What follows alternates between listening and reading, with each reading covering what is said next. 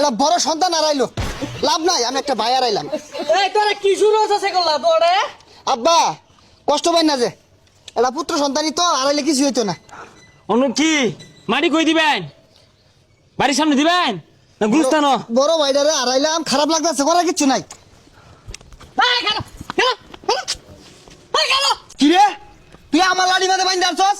আব্বা এই ছুটে পুরো একটা হারাইলেন, আমি বড় ভাই হারাইলাম, এইবার আর খান নাই, পিটনা একটা মারি পড়তো না। হাপ্পা গো আইনে লাগে আমার বুকটা ফাইটে গেছে গা। আইনে ছুটটা ফুলারে কি আদরি হরথাইন, এই ফুলা জানা জানা কি দিবেন? ফুলাটা শেষ আড়াইলাই।